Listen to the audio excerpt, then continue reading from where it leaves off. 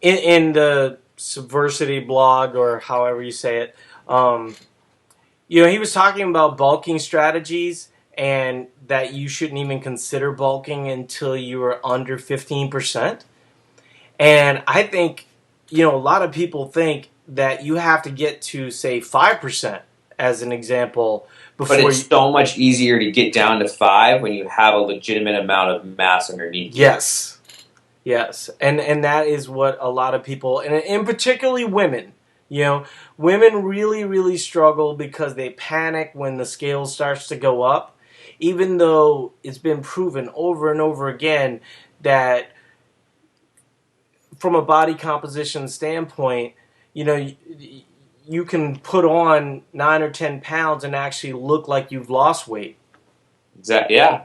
True. Yeah. And it's just, I can't even begin to discuss how to handle it from like a female's point of view, just because I don't know. Because you're But not a female. yeah, and like I don't. But Well, I can actually speak to that a little bit, and the reason why I can yeah, speak to please. it is because I was kind of stuck at that 21% level, and there was really, I could do everything that I could in terms of eating and calorie restriction and increasing my activity. Nothing worked until I started putting on muscle, and once I started putting on muscle, that's when the equation started to change.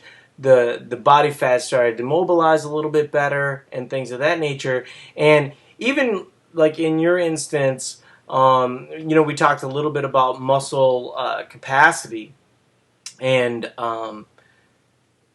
you're still probably can put 20 to 25 pounds of muscle. I'm probably in a similar, where 15 to 20 pounds, and potentially even more. It's very hard to get a read on, and everybody has a different opinion on the Yeah. genetics there. Yeah. I mean, and it gets to the point where you kind of have to just you got to abandon that dieting mindset, like you said before. It's about eventually you're going to shift from just kind of spinning your wheels in this whole like cut Yeah. to the point where you're like and you're gonna look better. Like looking flat, feeling flat is no fun. And Right. I mean, all my lifts, I got down to 150 purposefully. The goal was to be under 10%, as if, like I said, magic gnomes were going to jump yeah, out of the. But, that doesn't happen, and it's not like you magically feel better or you're happy or anything of this nature. Now all of a sudden, here we are 6 7 months later. All my lifts are up, 30 to 50 pounds. The focus is on performance. My calories are much closer to, say, 3,000 calories a day. You can yeah, try a lot of things when you've developed a bigger metabolic engine.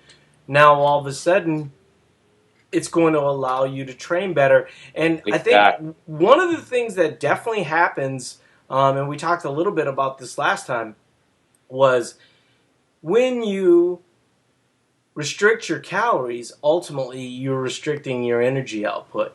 Yes, big Even in time, the big time. Yeah, even in the case of like if it fits your macros and you kind of keep that at a higher level, trying to adjust. No matter what level you make it at, you really don't know what your true capacity is unless you just allow that to happen to a certain extent. Exactly. And it gets to the point where you kind of like. I would like to see people push because I think a lot of people are like, "How fast can I lose it? Like, how fast can I cut? How fast can I drop fat?" And so they're like, "How low can I bring my calories?" But I would like to see like what you did with the Jill experiment, because there's a big difference between like what you can eat to maintain and what you can get away with and what the minimum is. And there's a pretty big window in there, especially if you're a pretty active person. Yeah. Um, you can you could probably eat like 24, 2,500 a day and maintain, or you can eat 3,000 a day and maintain. And what's going to change there is your energy output to kind of balance that out. Yeah, And because when I'm eating 3,000 to 3,500 calories a day, it's very noticeable that those are the days where, I'm, doing CrossFit during the morning and then maybe muscle up progressions in the afternoon, Yeah.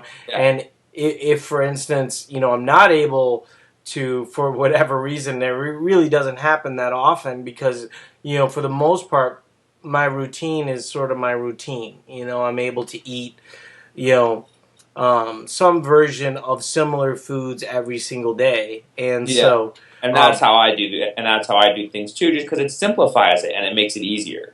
yeah. I mean, I'm like the master of like the 3 ingredient recipes and things of that Yeah, nature. right. Exactly. I mean, I had meat and vegetables, and then meat and carbs and fruit. Yeah, Like pretty much what I do, and it's like it's simple. And if I get to focus on other stuff, which is nice. And it just takes that extra mind off of adding things up and looking up macros. But you just know, like, I need this much of X, this much of Y, and this much of Z. yeah.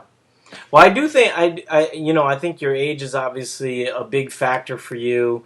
But even in my case, I mean, there's a lot of 43-year-old guys that are probably at the 12 to 13% range that are almost fearful of kind of pushing that energy output window, and because you get told so much that you cannot build muscle or it's harder, and it is definitely the equation changes for you. But it really, um, I've not struggled to be able to efficiently, store the nutrients, figuring out ways to get it into the cells and using that energy later on. And I've been able to work up to that volume, and so you have to sort of be a little careful there.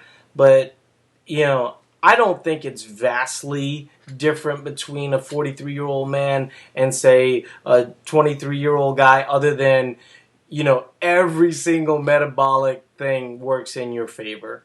Exactly. And I think that is that if you were to take a 20-year-old and a 40-year-old and have them each do the most optimal protocols, like that are known, like they're taking mobility seriously, they're sleeping 8 hours a night, like everything is perfect, then I think that there's not going to be a big discrepancy in terms of the gains that they make. I think the 40-year-old and the 20-year-old would make pretty equal gains, but it's when kind of life starts to get in there, the 40 or like the 20-year-old, someone like me, can handle a lot more divergence away from that optimal thing. Like I could probably get away with sleeping 5 hours a night and not eating the Yeah. best food or training close to failure all the time because my recovery is better. But that said, if you're 40 and you're smart about it, there is no reason why you can't make significant gains. But it just takes a little bit more focus, and you can't get away with as much. Sleep Yeah. has to be a bigger priority. You have to prioritize mobility more. You have to be willing to, you know, make it a higher priority on your list rather than somebody who's 20 who can just be like, I'm going to do like a bunch of push-ups and pull-ups and I'm going to get big. Yeah, I mean that does happen a lot, in our gym. There'll be a younger guy that comes in, and I'll be doing more work than he's doing in the beginning, and all of a sudden he just passes me up, and I can never catch him again. Yeah. And that happens all the time, and just naturally, obviously, there's some more ability. I can work on my mobility all I want. I can rest all I want. The reality is that nature's going to do what nature's going to do. Yeah. Well, why don't we just wrap it up right there? Is there anything at the end that you think we didn't cover that you'd like to cover? I just think going back to the whole do what works for you and take signals from your body seriously. I think is that people think that, well, this person recommended this prescription and they said that they felt this way while they were doing it. I'm not feeling that way, so I must be doing something wrong. I don't like that mindset. I think that it needs to be like, they need to become very, or at least just try to become very in tune with the Right. signals that their body is sending. And that's the biggest thing, is that utilizing biofeedback. Yeah, I think another version of that is just that you need to learn what it is that affects your body, and the investment that you make in that will give you long-term results, and long-term returns. Looking at Martin Burkhan or Kiefer or Ferrugia or really any of these guys and saying, well, I'm going to do that and 100% try that program. It's not to say that it won't work, but all of it will work a lot better if you understand what it's doing. Yes, Yeah, exactly. You can understand how, not just say I'm going to push carbs to the end of the day or I'm going to skip breakfast because someone told me to do it, but if you realize, well, here's what is going on metabolically and hormonally by doing this, and it's about finding like that kind of middle ground. We always say it's about balancing breakdown with buildup. And it's about finding, like, for example, Martin can probably go 16 hours and feel fine. Someone else can go 20. Maybe you can only go 12 hours until you start to have weird hormonal things. And all kinds of stuff are going to influence that, from where you live to how you're sleeping to what your day-to-day schedule is. And that people need to realize that there's templates and general prescriptions that are going to work, but then it's about getting in tune with your own body to fine tweak that to get to those kind of optimal levels or maximum gain levels where you can do the most for yourself. And that comes from experimenting, learning, and just getting in tune with things. Yeah, and I don't think there's really any stigma to sticking it out. Like a lot of people, stick out a bad protocol that doesn't fit for them, hoping that magically one day, they're going to have an 8-pack, And it doesn't really work like that. And then if you do things that make you unhappy, you're not going to be able to do them for life. And I think ultimately, everything that you do, you should be able to do for life. That doesn't mean that you would necessarily, but if you couldn't conceive of yourself doing something for life, you're never going to be able to be successful at it. Exactly. Yep. Yeah. That's it. Yeah. Alrighty, sir. Well, we'll end it right there. And I appreciate your time and patience with all this stuff, and we'll chat later. Sounds good, man. No problem. Have a good one.